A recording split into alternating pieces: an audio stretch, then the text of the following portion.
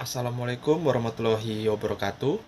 Perkenalkan, nama saya Aldi, dengan nomor induk mahasiswa 19651090 dari kelas 7D Akuntansi Manajerial.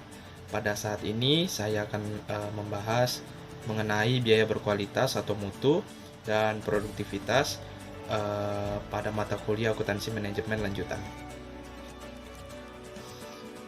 Yang pertama, kualitas atau mutu adalah ukuran relatif dari kebaikan. Mendefinisikan kualitas sebagai kebaikan merupakan makna sangat umum yang tidak memiliki makna operasional. Secara operasional, produk atau jasa yang berkualitas adalah yang memenuhi atau melebihi harapan pelanggan. Dengan kata lain, kualitas adalah kepuasan pelanggan. Produk atau jasa yang berkualitas adalah sesuatu yang memenuhi atau melebihi harapan pelanggan dalam 6 dimensi. Yang pertama, kinerja. Yang kedua, ada estetika. Yang ketiga, ada kemudahan perawatan dan perbaikan. Yang keempat, ada fitur. Yang kelima, ada keandalan. Yang keenam, ada tahan lama. Dan yang ketujuh, ada kualitas kesesuaian. Dan yang terakhir, kecocokan penggunaan. Biaya berkualitas. Biaya kualitas adalah biaya-biaya yang timbul karena mungkin atau telah terdapat produk yang kualitasnya buruk. Biaya kualitas dibagi menjadi 4 kategori, antara lain biaya pencegahan, biaya penilaian, biaya kegagalan internal, dan yang terakhir biaya kegagalan eksternal. Mengukur biaya kualitas atau mutu. Biaya kualitas biasa juga diklasifikasikan sebagai biaya yang dapat diamati dan tersembunyi. Biaya kualitas yang dapat diamati adalah biaya-biaya yang tersedia atau dapat diperoleh dari catatan akuntansi perusahaan.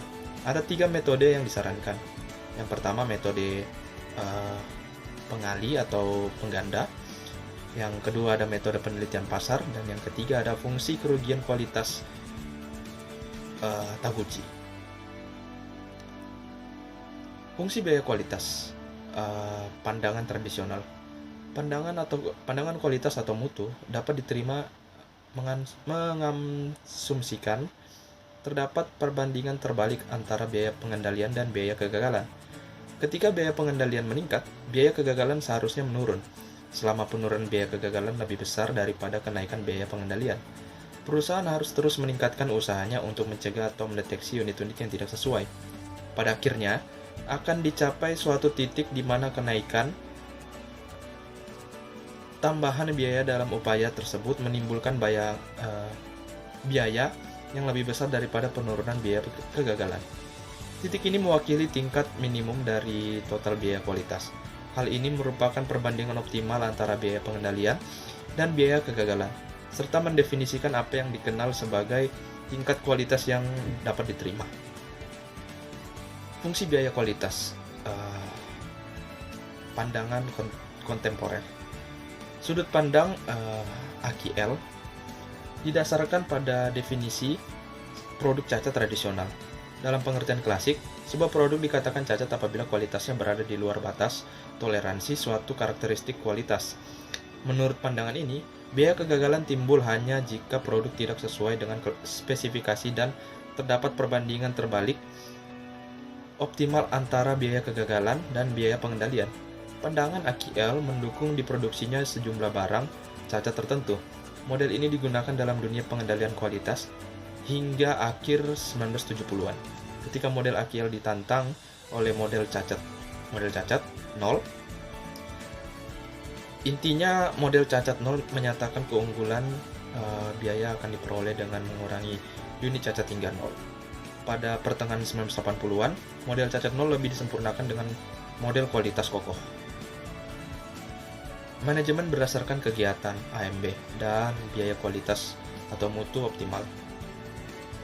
Manajemen berbasis kegiatan mengklasifikasikan berbagai kegiatan sebagai bernilai tambah dan tak bernilai tambah, serta hanya mempertahankan kegiatan-kegiatan yang memberikan nilai tambah. Prinsip ini dapat diaplikasikan pada kegiatan-kegiatan yang berkaitan dengan kualitas, kegiatan-kegiatan kegagalan, penilaian, dan biaya-biaya terkait tidak menghasilkan nilai tambah dan harus dihilangkan. Kegiatan pencegahan yang dilakukan secara efisien dapat diklasifikasikan sebagai kegiatan bernilai tambah dan perlu dipertahankan. Penggunaan informasi biaya kualitas atau mutu.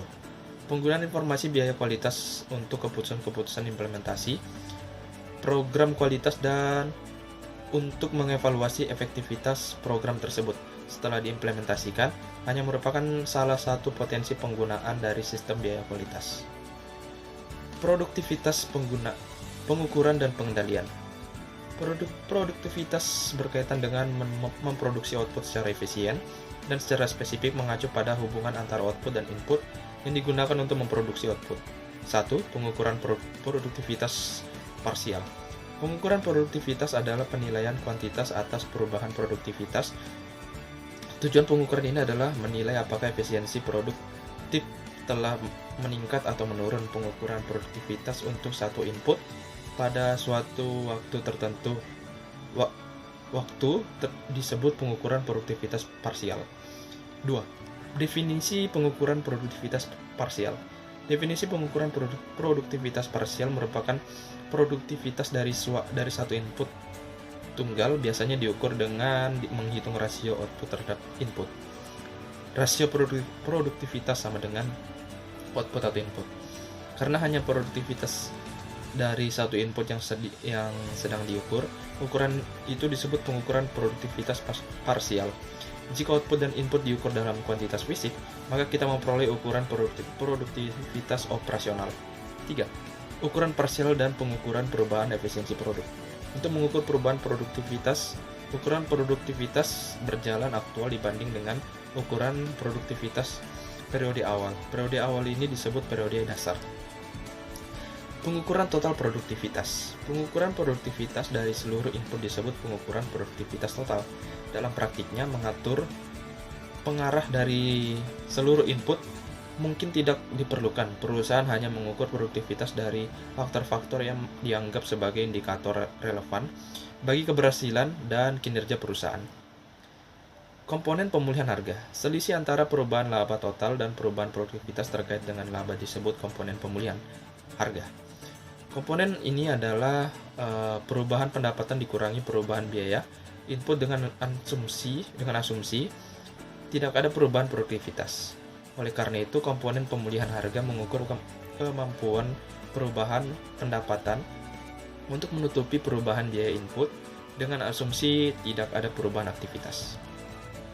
Sekian dari presentasi saya mengenai materi tadi yang saya bawakan. Kurang lebihnya saya mohon maaf. Wassalamualaikum warahmatullahi wabarakatuh.